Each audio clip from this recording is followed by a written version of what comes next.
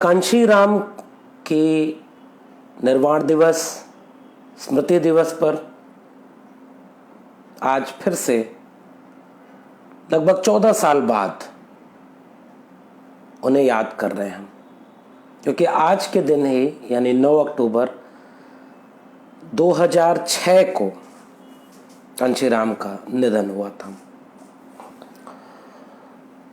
अनंत राउत अकेला लिखते हैं मान्यवर कांशीराम के लिए, और एक बड़ा प्यारा सा गीत है। अगर आपने YouTube पर सुना होगा तो वो गीत आप जरूर जानते होंगे।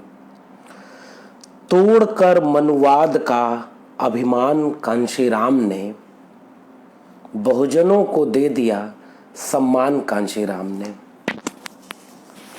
हाथ जिनके कांपते थे वोट करने के समय, और मुझे ये पंक्तियां बहुत प्रिय हैं कि तोड़कर मनुवाद का अभिमान कांशीराम ने, बहुजनों को दे दिया सम्मान कांशीराम ने। हाथ जिनके कांपते थे वोट करने के समय, रास्ते उनके किए आसान कांशीराम ने। हम एक ऐसे शख्स को याद कर रहे हैं, और वो भी उस दौर में जब हमारे सामने वो जो हाथ कांपते थे ना वोट डालने के समय, आज नहीं कांपते हैं। आज वोट डालते हैं बहुजन अपनी ताकत से, अपने वजूद और सम्मान से। लेकिन जिस दौर में हम बात कर रहे हैं उस दौर में बहुत कुछ नहीं बदला है। मान्यवर कांशीराम कहते थे कि शासक बनो, इस देश के शासक बनो। शासक बने हैं लोग। अपनी वोट की ताकत को पहचानो, लोगों ने पहचाना है। अन्याय के खिलाफ बोलो, आवाज उठाओ, लोग आवाज उठाते हैं। पे बैक टू सोसाइटी के तहत इस बात को जिक्र करो कि आप अपने समाज को कितना कुछ दे पा रहे हो।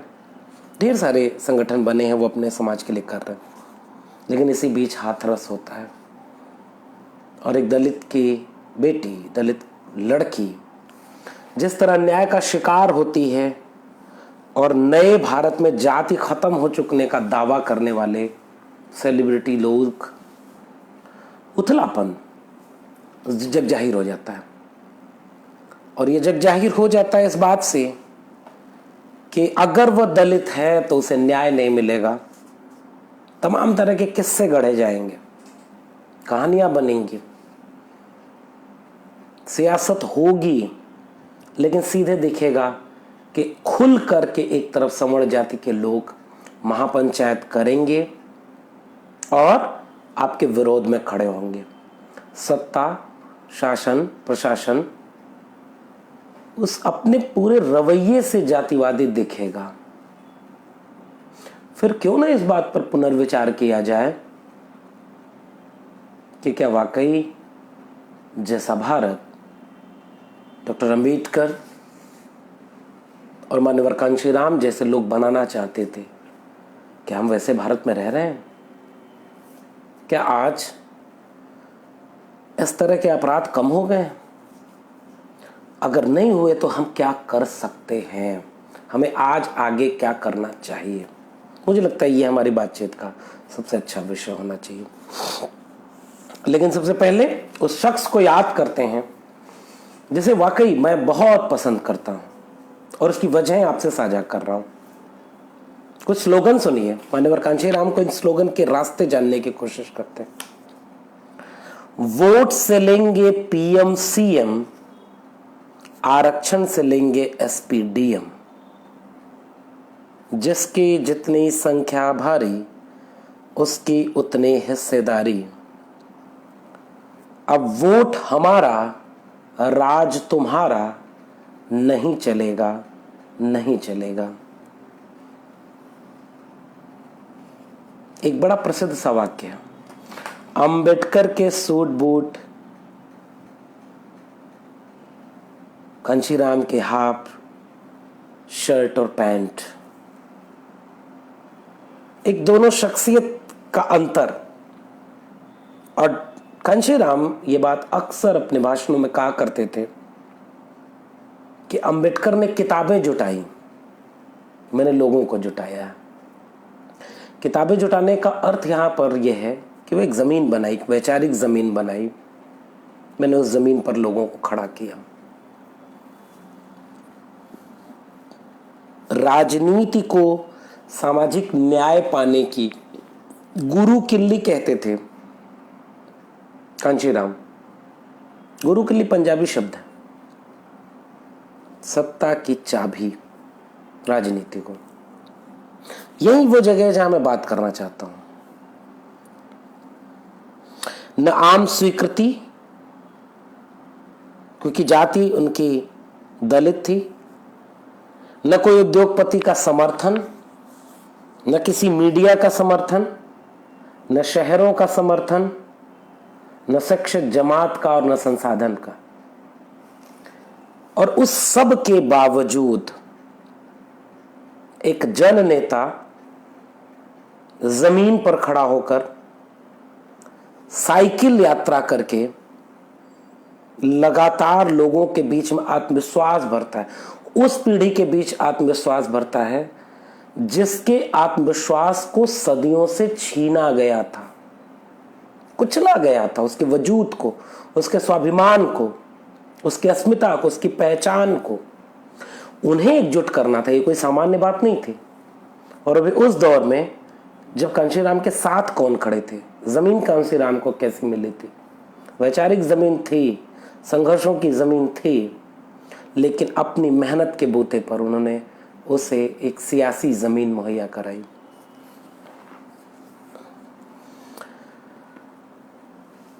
कांशीराम के ऊपर एक आरोप लगता है कि वो बार बार कहा जाता है कि वो अवसरवादी है राजनीति में। इसके लिए वो कहते हैं कि हाँ, हम अवसरवादी हैं क्योंकि हमें कभी अवसर मिला ही नहीं। ये डिस्कोर्स चेंज करने की भाषा की शैली थी कांशीराम की। अभी तक मैं कांग्रेस की तरफ ध्यान दे रहा था, अब कांग्रेस नष्ट हो गई, भाजपा की तरफ ध्यान दे रहा हूं। ये उस दौर की बात है जब वो गठबंधन सरकारों का दौर था और उसको लेकर के उनके ऊपर आरोप लगते थे और उनका मामला था। कांशीराम कहते थे कि दलितों ने चमचा नेता पैदा किए, और अभी हम लोग आएंगे, चमचा युग लिखते हैं माननीय कांशीराम। पूना पैक्ट के बाद के दौर को ही चमचा युग कहते हैं, आज भी वो चल रहा है, उस पर भी बात करेंगे। कांशीराम जब कभी भाषण देने राजनीतिक हलकों में जाते थे तो वो कलम को यूं खड़ा करके दिखाते थे और समझाते थे कि ये आपका सिस्टम है, वो सब कुछ ऐसे है। और कांशीराम कहते थे कि हमें उसे ऐसे बनाना है, सब बराबर हो जाए। यह एक हायरार्की दिखाता है, कोई ऊपर है कोई नीचे है। कांशीराम अपने भाषणों में अपनी कलम को यूं करते थे और कहते थे कि हमें समाज ऐसे बनाना है, और लोग कनेक्ट होते थे। आज के नेताओं को सोचना होगा। जब मैं आज के नेताओं का जिक्र कर रहा हूं तो मुझे अभी याद आया, इसलिए मैं नमन करूंगा रामविलास पासवान जी का। कल उनका निधन हुआ। रामविलास पासवान पर अलग से बात होनी चाहिए, लेकिन मैं जिस रामविलास पासवान को जानता हूं, मानता हूं, उसे मैं याद रखना चाहूंगा और उसको नमन करना चाहूंगा। गूंजे धरती आसमान रामविलास पासवान, जमीन से निकल करके एक नेता जिसने अपनी एक जमीन बनाई और संघर्षों की जमीन से एक मुकाम पाया। उनके पास भाषा थी, वो अपनी भाषा में लोगों से जुड़ते थे। ये कांशीराम की ताकत थी। प्रजातंत्र में राजा वोट से नहीं, पेट से नहीं, वोट से पैदा होता है। कांशीराम, मैं एक स्लोगन पढ़ रहा हूं, ये क्यों पढ़ रहा हूं अभी आता हूं उसमें, कि प्रजातंत्र में राजा पेट से नहीं वोट से बनते हैं। उन्होंने एक बड़ी दिलचस्प बात कही कि भारतीय लोकतंत्र अमीरों के धन से वोट खरीदना है, और जिसको वो सक्रिय साम्राज्यवाद कहते हैं। अब आप इस पूरे स्लोगन से कांशीराम के पूरे विस्तार को समझिए और उनके परिनिर्वाण दिवस पर अंबेडकरवादी राजनीति के समालोचक समाज विज्ञानी आनंद तेलतुंबड़े जो जेल में है, कितने लोग आनंद तेलतुंबड़े को याद कर पा रहे हैं? आनंद तेलतुंबड़े, प्रोफेसर हनी बाबू, तमाम लोग जेल में हैं। उन्होंने इकोनॉमिक एंड पॉलिटिकल वीकली में कांशीराम को याद करते हुए आनंद तेलतुंबड़े ने कहा था, एन एनिग्मा कॉल्ड कांशीराम, एक अबूझ पहेली।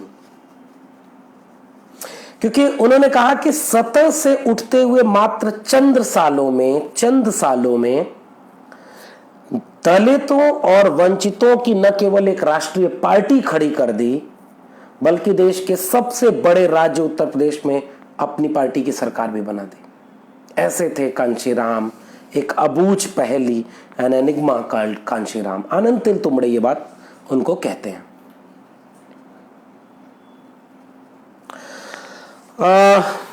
अब मैं कुछ बातें कहूंगा जो मैं आपसे बात करना चाह रहा हूं, और फिर आप आएंगे कि थोड़ा मान्यवर कांशीराम के जीवन के बारे में समझें, पढ़ें, और उसके बाद हम लोग उसके आगे बात करेंगे। कांशीराम के इन सेंटेंस में आपको क्या नजर आया कि अब वोट हमारा, राज तुम्हारा नहीं चलेगा, गुरु किल्ली है राजनीति परिवर्तन की, सरकार बनाना। कांशीराम कहते हैं कि वोट से लेंगे पीएम सीएम, आरक्षण से एसपीडीएम। इन सब वजहों को आप समझते हैं, इन स्लोगन्स को समझते हैं। ये स्लोगन वह भाषा है जो आम जनता से सीधे जुड़ती है। आम जनता इस भाषा को समझते हैं और जुड़ती है कि यह तो हमारे जैसा दिखने वाला एक शख्स हमारी कोई बात कर रहा है, और तब आता है वह आम जनता के बीच जाते हैं, हजारों किलोमीटर साइकिल चलाते हैं, छोटे छोटे नुक्कड़ सभाएं, जनसभाएं, ये सारे काम करते हैं। आज मुझे लगता है इस बात की चुनौती है हमारे सामने कि हमारी भाषा क्या होनी चाहिए, हम कैसे नए परिस्थितियों में कांशीराम जैसे लोगों को जमीन पर उतार सकें और नए परिस्थितियों में कैसे उनको आज के सिनेरियो को समझ सकें। 15 मार्च को उनका जन्म हुआ और लोग 1934 को पिरथपुर गांव, बुगा गांव, खवासपुर, रोपड़, चंडीगढ़ और जालंधर के बीच में है, पंजाब में। रामदसिया परिवार था इनका, जिन्होंने सिख धर्म अपना लिया था। रोपड़ में स्कूलिंग हुई, देहरादून के जियोलॉजिकल सर्वे ऑफ इंडिया में नौकरी की। 1957 में नौकरी के बांड पर दस्तखत करने के खिलाफ नौकरी छोड़ दी। बार बार किताबें पढ़ते थे कांशीराम। उनकी माँ अक्सर आके पूछती थी कि ये किताबों में तुम क्या ढूंढते हो? तो वो अपनी माँ से कहते थे कि माँ, इन किताबों में सत्ता के दरवाजे की चाबी है, मैं वही ढूंढ रहा हूँ। मैं खोजता हूँ कि इस तरह के सूत्र वाक्य हमारे पास आज के नेताओं के लिए कहाँ है। बहुजन नायक, उन्होंने तय किया कि वो कभी अपना घर नहीं बसाएंगे, बहुजनों के घर ही उनके घर और उनके परिवार ही उनके अपने परिवार होंगे। परिवार की जिम्मेदारी नहीं उठाएंगे क्योंकि सारे समाज की जिम्मेदारी उनके कंधों पर है। लंबी चिट्ठी लिखी थी उन्होंने, अपने परिवार को भेजा था और उसके बाद अपने को एक मिशन को सौंप दिया। अपने लिए कुछ नहीं जुटाया, अपने लिए उनके पास कुछ नहीं था। उनके पास विचार था, संघर्ष था, जमीन पर संघर्ष करने का जज्बा था। तमाम लोग उनके जीवन को कई चरणों में देखते हैं। एक चरण उनका 1958 से 1964 के बीच दरमियान है, जब पूना में नौकरी करते हैं वो centre institute of military exclusive में रिसर्च साइंटिस्ट। वहीं दीना भाना जो दलित जाति के थे, फूले जयंती पर छुट्टी का विरोध कर, छुट्टी हटा दी गई तो उसका विरोध करते हैं कांशीराम ने उनकी मदद की। पहला संघर्ष नौकरी करते हुए दरमियान, और उस समय कांशीराम ने दीना भाना की जो मदद की थी उसी से प्रभावित होकर के वहां उनके एक मित्र मिले, D.K. खापड़, और उन्होंने वो किताब दी, द एनहेलेशन ऑफ कास्ट, जाति का विनाश।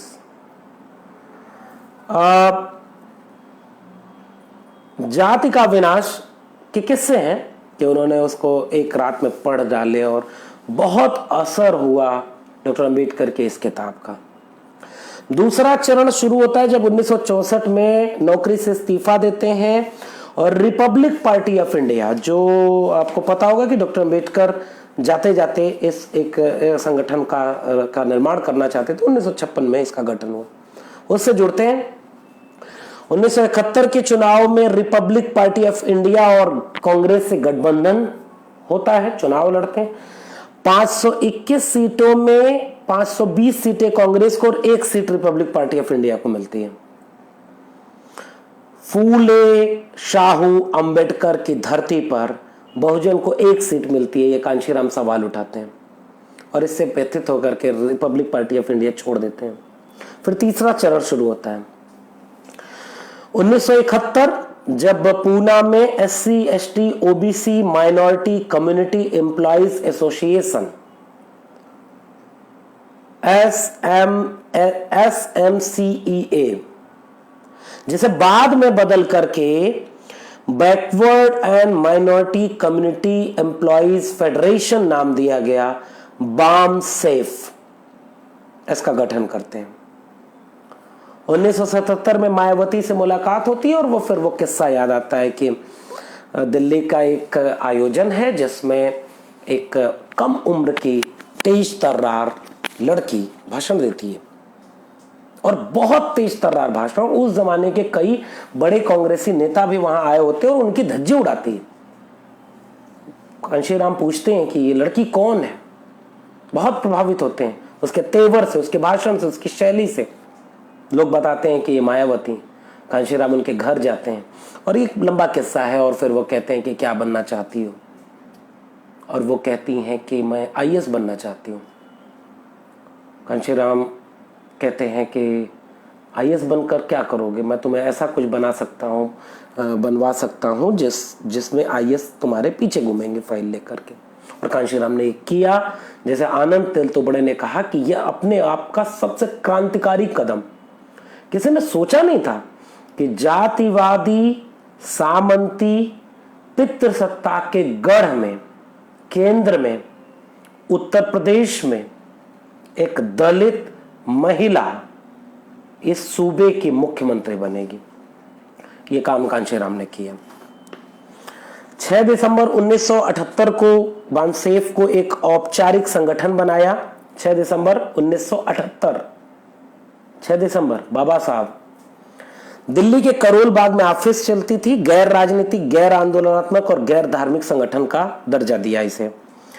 6 दिसंबर 1981 को दलित शोषित समाज संघर्ष समिति DS4 इसका गठन किया और ठाकुर बाभन बनिया छोड़ बाकी सब है DS4। मैं आज भी कहता हूं एक वैचारिक तेवर डॉक्टर अंबेडकर के बाद दिखा, तमाम बहुजन नायकों में दिखा है, लेकिन उसमें जो सबसे दिलचस्प और सबसे तेज तर्रार तेवर है वो कांशीराम में दिखता है। ठाकुर बाभन बनिया छोड़ बाकी सब है DS4, ये तेवर था।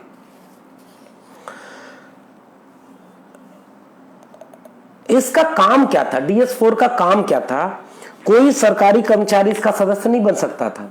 सामाजिक आंदोलनकारी संगठन था। महापुरुषों के आंदोलन को घर घर पहुंचाना इसका मकसद था। जैसे mela on wheel, people's parliament, miracle of two feet and two wheel के तहत पूरे देश में साइकिल यात्रा निकाली गई। ये एक तरीका है, ये एक मिशन था अंबेडकर के काम करने का अलहदा तरीका। 1980 में ऑप्रेस्ड इंडिया नाम से पत्र निकाला और कहा कि इसके 9 भाई और होंगे, 3 साप्ताहिक पत्रिकाएं और 4 मासिक पत्रिकाएं, 4 अलग अलग भाषाओं में।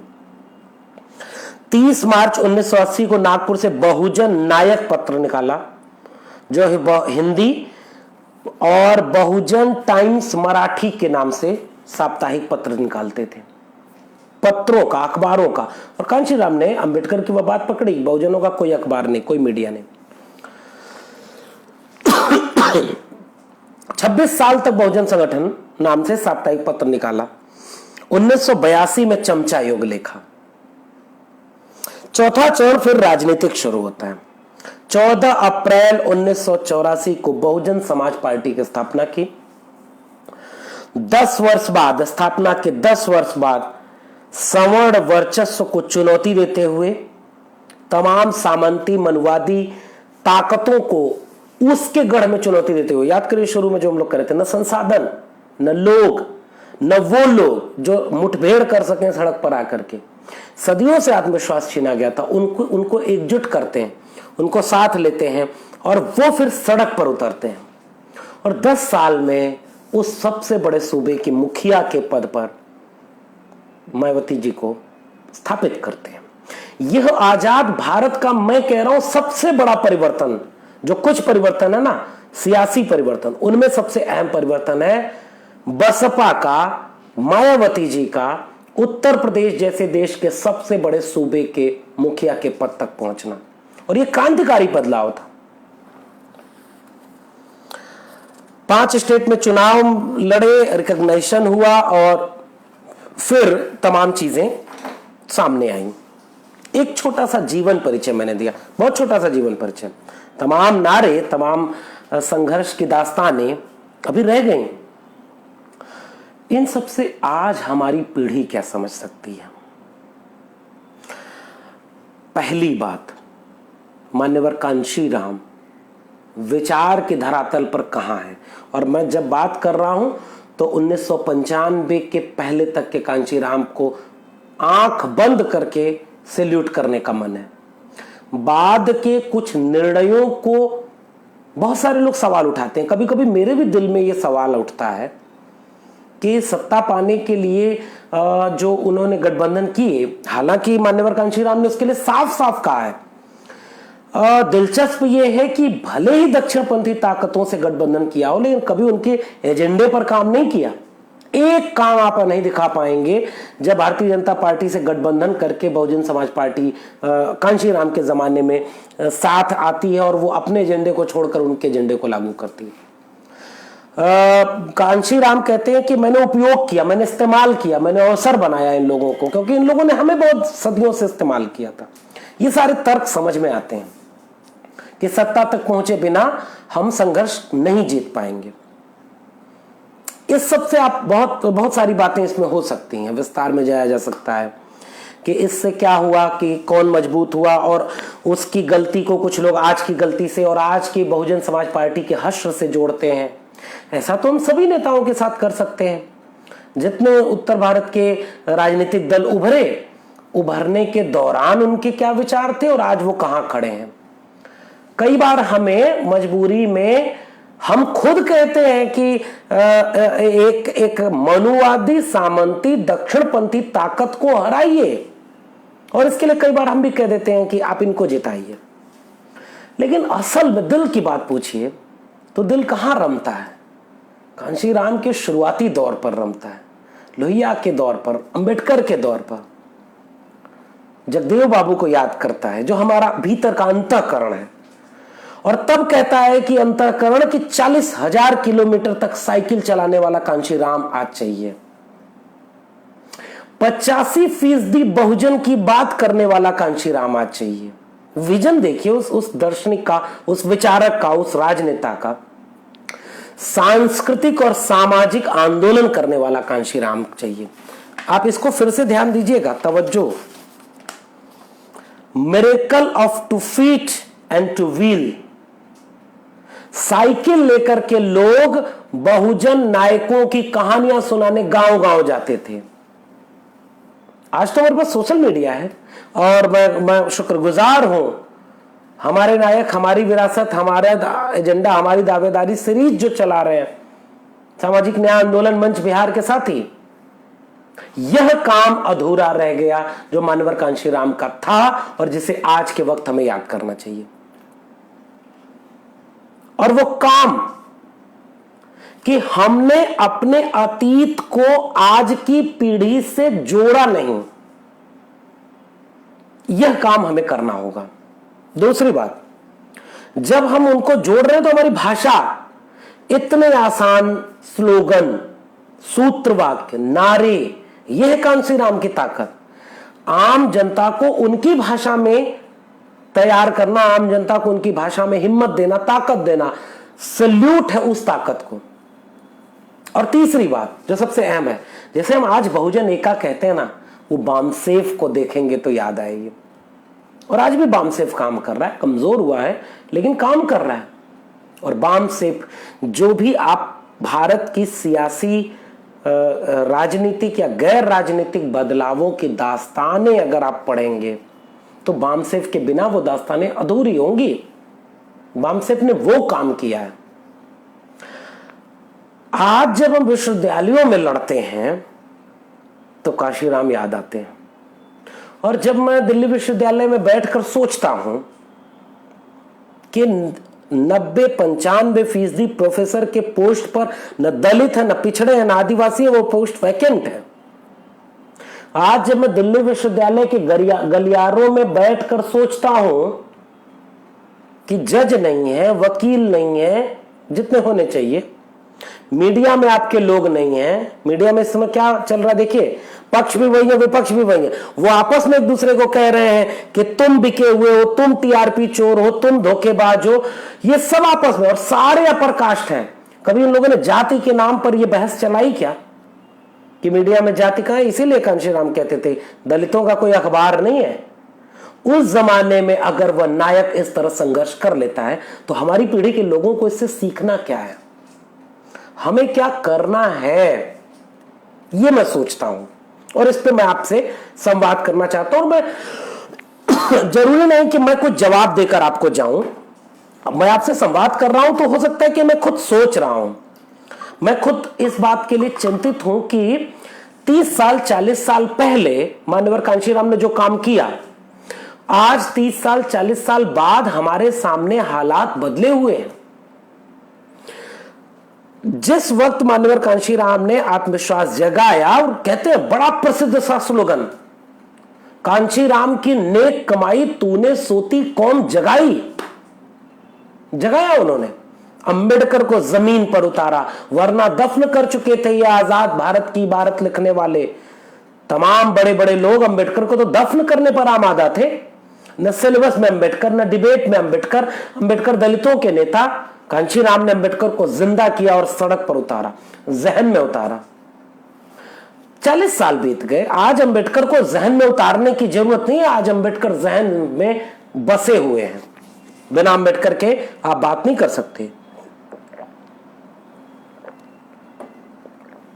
फिर हमारे सामने चुनौती क्या है? मैं आज की पीढ़ी से यह सवाल करता हूं।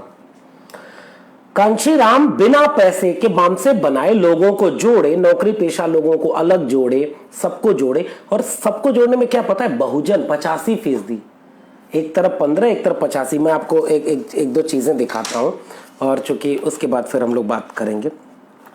ये देखिए ना, चमचा युग के आखिरी में सामाजिक व्यवस्था की एक चार्ट बनाया गया है। सामाजिक व्यवस्था ब्राह्मणवाद की देन क्या है? ब्राह्मण, क्षत्रिय, वैश्य, ये 15% लाभ लेने वाले लोग हैं, जिनकी आबादी 10 से 15% है। और मान्यवर कांशीराम ये बात आपको कहना चाह रहे हैं।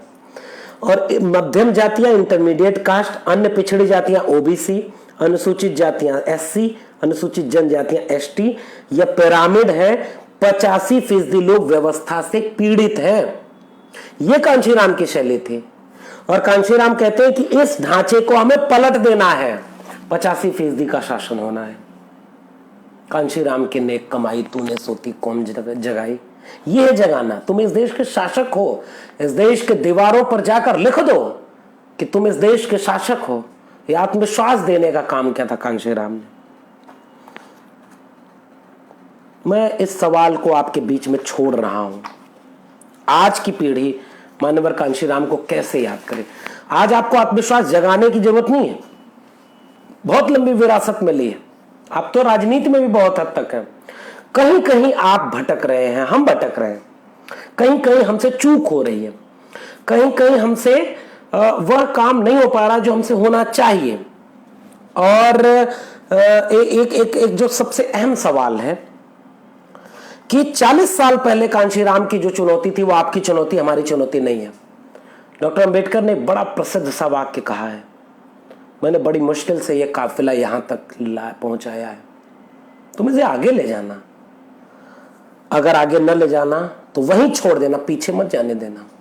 कांशीराम ने उसे आगे पहुंचाया। कांशीराम की कमाई लोग खा रहे हैं, यह बात सच है, और कांशीराम ने वह हिम्मत हौसला दिया। 85% बहुजन की बात की, देश के शासक बनने की बात की, वोट से लेंगे पीएम सीएम, आरक्षण से लेंगे एसपी डीएम। तो हमें अब सोचने की जरूरत है कि आरक्षण बचा कहां।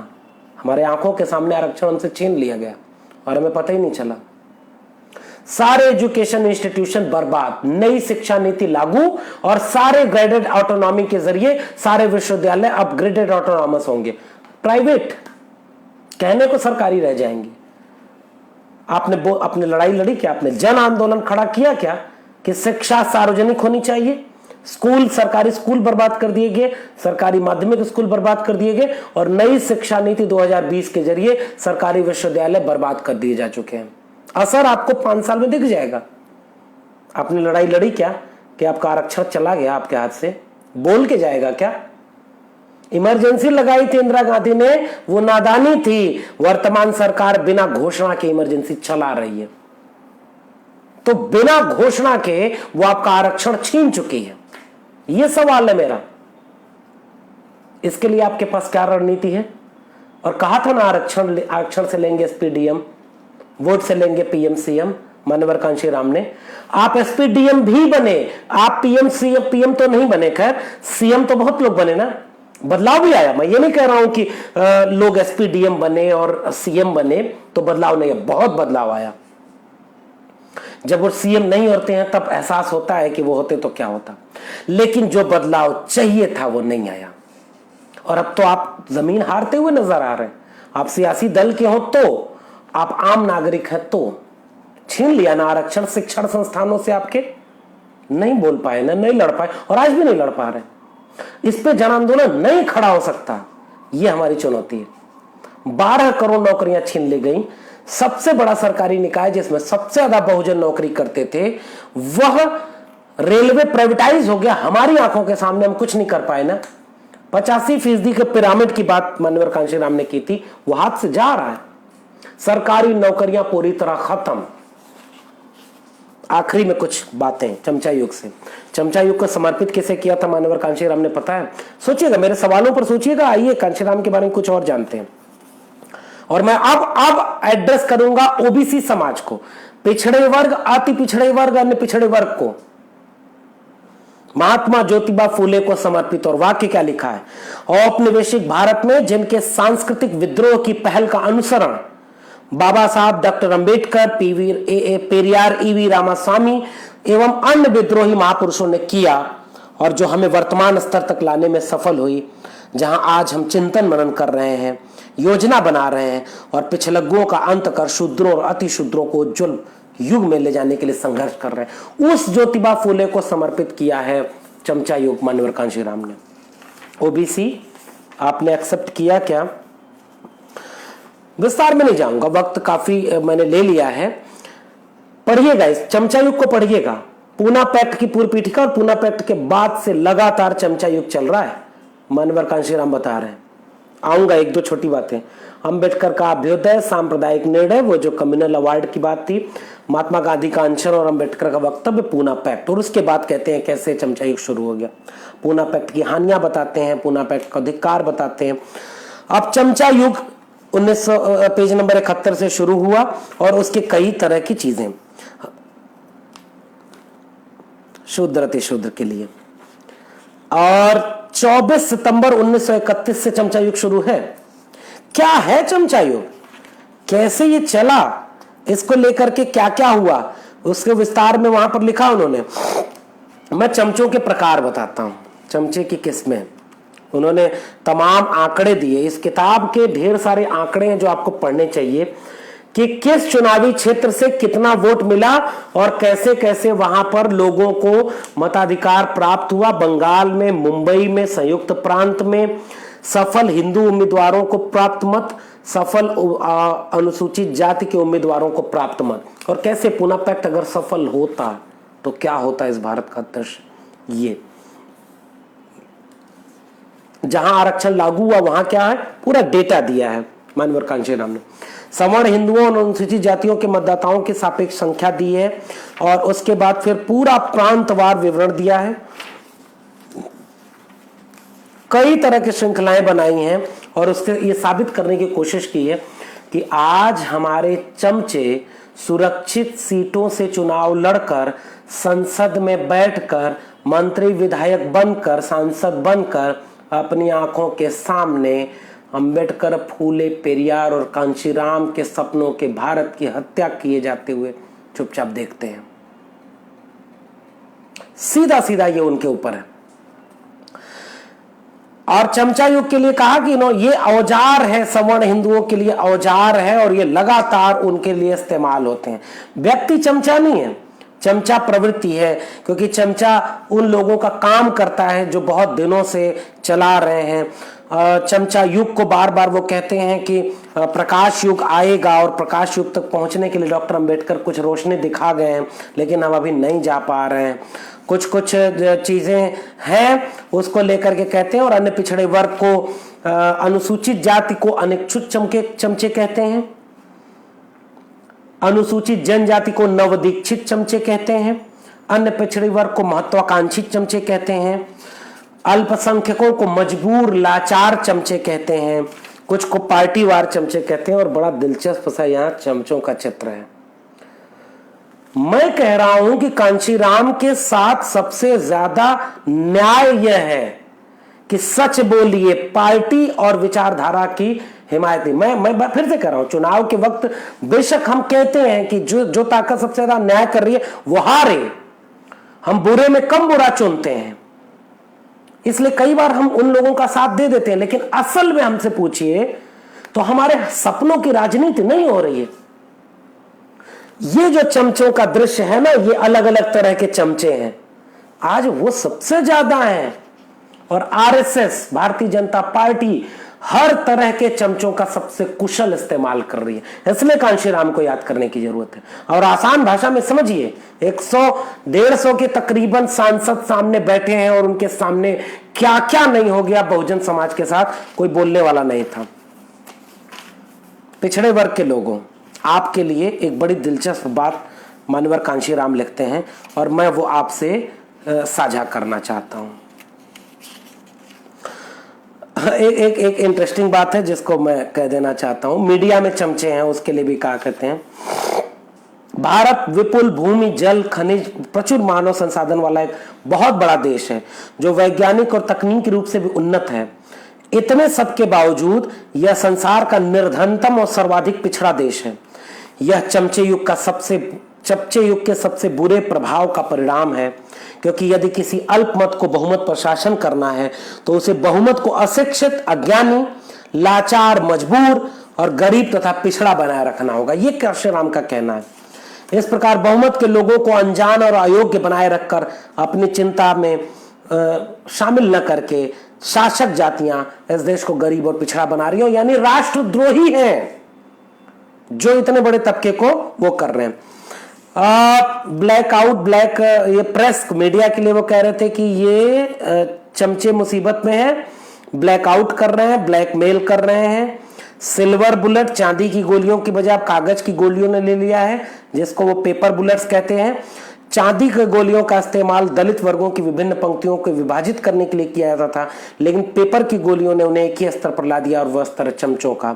कई वर्षों से चमचे उत्कर्ष की ओर अग्रसर हो रहे हैं। चमचों की इन फौजों ने लगभग 25 वर्षों का समय, या यूं कहें 1975 तक का समय मौज का था। बहुत लोगों को चमचा नाम लेके कहा है। बड़े बड़े लोगों को कहा है। इस प्रकार आज हमें बाजार में सिर्फ हल्के वजन के लाइट वेट चमचे ही मिलते हैं, अर्थात जबकि भारी वजन वाले हैवी वेट सभी चमचे एक एक कर शोरबे में गिर रहे हैं, अर्थात मुसीबत में पड़ते जा रहे हैं। बहुजनों को तो फंसा दिया ना इस तरह से, किंतु खतरा अभी भी बरकरार है। पीड़ितों शोषितों के स्वतंत्र आंदोलन के पुनः उभरने पर भारी वजन वाले हैवी वेट चमचों की मांग बढ़ेगी और तब तक उन्हें शोरबे में ही पड़े रहना पड़ेगा। इतनी बारीक समझ और इतना बारीक विश्लेषण।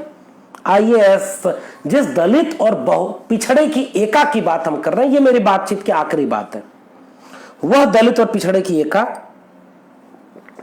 मान्यवर कांशीराम के मूल वैचारिकी में थी, जिसकी वजह से मैं उन्हें बहुत एहतराम के साथ याद करता हूं।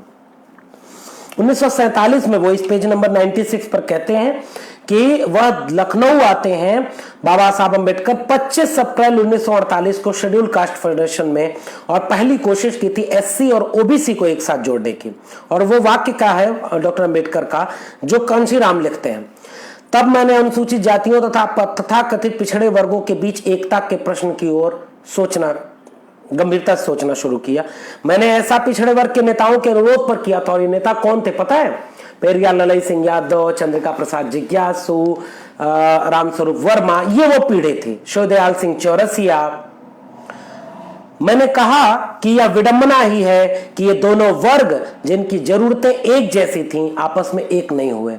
आज मजबूरी है फिर भी एक नहीं हो रहे हैं धीरे धीरे एक होने की जरूरत है 85%। कारण यह था कि पिछड़े वर्ग के लोग अनुसूचित जाति के लोगों से जुड़ना पसंद नहीं करते थे, क्योंकि वे डरते थे कि ऐसा जुड़ाव और साहचर्य उन्हें भी अनुसूचित जाति के स्तर पर ला देगा। और यह हकीकत है, हम समाजशास्त्र समझते हैं पिछड़े वर्ग के मनोविज्ञान का। मैंने कहा कि मैं अनुसूचित जातियों और पिछड़े वर्गों के बीच अंतर्भोज और अंतर्विवाह स्थापित करने के लिए उत्सुक नहीं हूं।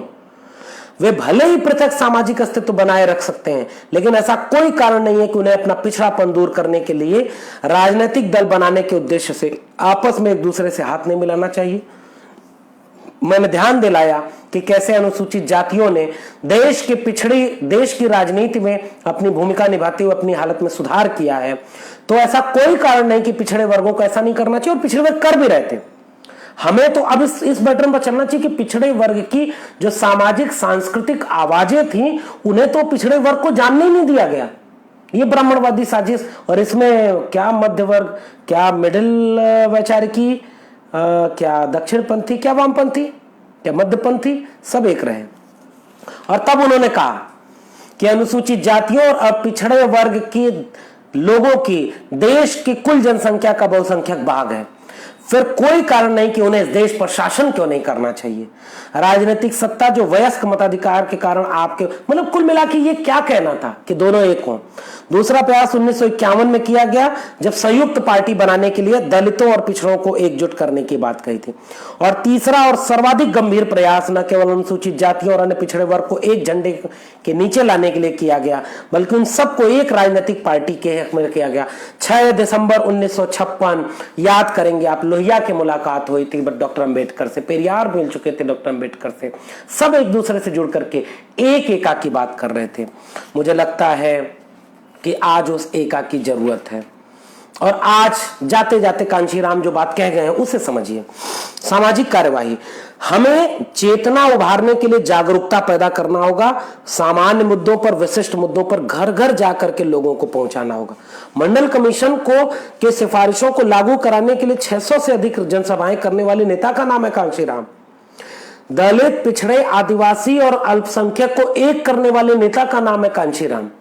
महिलाओं को, वो भी वंचित तबके की महिलाओं को मुख्य धारा में ला करके इस देश का शासक बनने के आत्मविश्वास से लबरेज करने वाले नेता का नाम है कांशीराम। इस देश के बहुजन तबके के जो लोग सक्षम थे, जो आईएएस बन गए, जो इंजीनियर बन गए, जो डॉक्टर बन गए, जो ब्यूरोक्रेट बन गए, उन सबको पे बैक टू सोसाइटी से जोड़ने वाले विजनरी नायक का नाम है कांशीराम। सड़क से संघर्ष करके संसद को बहुजन लोगों से भरने वाले नेता का नाम है कांशीराम। तो सड़क के आंदोलन कहां चले गए, वो सांस्कृतिक आंदोलन कहां चले गए? कांशीराम ये कहते हैं अल्पकालिक समाधान होगा जब आप चमचे युग का सामना करेंगे, चमचे युग का अंत करेंगे, लेकिन उज्जवल भविष्य का समाधान तब होगा जब आप दीर्घकालिक योजना बनाएंगे। तो अल्पकालिक योजना में क्या क्या कहते थे? जागरूक दस्ता बनाइए, घर घर जाइए, दलित शोषित समाज को सक्रिय बनाइए, नरम कार्रवाई से उग्र कार्रवाई तक की बात करते हैं, हिंसा के बिना आत्मविश्वास से लड़िए, योजनाबद्ध सामाजिक कार्रवाई के उदाहरण देते हैं, अतीत की बात करते हैं कि अतीत को वर्तमान से जोड़िए, पहियों पर अंबेडकर मेला, गांव गांव जाते थे, अंबेडकर मेला लगाते थे, पूना पैक्ट को धिक्कार दिवस के रूप में मनाने की बात की, जन संसद की बात करते हैं, पीपल्स पार्लियामेंट, और उसके बाद फिर दो पैरों और दो पहियों का चमत्कार की बात करते हैं। फिर वो 150 साइकिल सवार 15 मार्च 1985 से दिल्ली से चले और 40 दिन में 4200 किलोमीटर दूरी तय करके दिल्ली के आसपास सबसे बड़ी रैली। समानता के लिए प्रयास की बात करते हैं, DS4 के जरिए वो एक सांस्कृतिक आंदोलन की बात करते हैं। लेकिन लंबे वक्त तक दीर्घकालीन समाधान के लिए कांशीराम तमिलनाडु और आंध्र प्रदेश और उत्तर प्रदेश का तुलनात्मक अध्ययन करते हुए कहते हैं, अन्य पिछड़े वर्ग सबसे बुरे दौर में पीड़ित अन्य पिछड़े वर्ग लोग हैं। अंग्रेजों के जाने के बाद उनका चारों ओर से नुकसान हुआ, उनकी राजनीतिक और प्रशासनिक दोनों शक्ति सत्ता के हिस्से को लगभग पूरी तरह उच्च जाति हिंदुओं और विशेषकर ब्राह्मणों ने डकार लिया। मंडल आयोग की रिपोर्ट के अनुसार पिछड़े वर्ग की संख्या देश की कुल जनसंख्या का 52% है, जबकि ब्राह्मणों और क्षत्रियों की कुल जनसंख्या 8 से 9% है। किंतु मौजूदा संसद में 8 से 9% लोगों का प्रतिनिधित्व 52% सांसदों द्वारा किया जा रहा है और 52% लोगों का प्रतिनिधित्व 8% सांसदों द्वारा। तो अन्य पिछड़े वर्ग के लोगों को जागना होगा और सारी पार्टियों को एक होकर के, वो कहते हैं कि दलितों, पिछड़ों, आदिवासियों और अल्पसंख्यकों को एक होकर के एक बड़े सांस्कृतिक राजनीतिक आंदोलन की बात करनी होगी। और आज वो आंदोलन अपने वजूद की रक्षा के साथ निजीकरण के खिलाफ भी होगा, प्राइवेट पूंजी के खिलाफ होगा, आरक्षण बचाने के लिए होगा, और तब जाकर के आप मान्यवर कांशीराम की समग्रता में चीजों को याद कर सकते हैं, समझ सकते हैं। नई पीढ़ी के लिए कांशीराम एक बेहद स्कूल का नाम है, एक ऐसा स्कूल जो बहुत कुछ आपको सिखाएगा। इस स्कूल में पढ़िए। और मैं कुछ सवाल इस वक्तव्य के बीच में छोड़ गया हूं आपके लिए, सोचिएगा, समझिएगा, और जाते जाते बस वही कि कांशीराम के नेक कमाई तूने सोती कौम जगाई, अनंत राउत अकेला जब लिखते हैं, तोड़कर मनुवाद का अभिमान कांशीराम ने, बहुजनों को दे दिया सम्मान कांशीराम ने। वो सम्मान बचाना है, कहाँ है वो बचा हुआ? हाथ जिनके कांपते थे वोट करने के समय, रास्ते उनके किए एक आसान कांशीराम ने। कुछ खो रहा है हमारे हाथ से, कुछ रेत की तरफ फिसल रहा है, वो रेत पूरी फिसल जाए इस बात का इंतजार करने की बजाय उसे मुट्ठी में बचाने की कोशिश करें। बहुत शुक्रिया, धन्यवाद।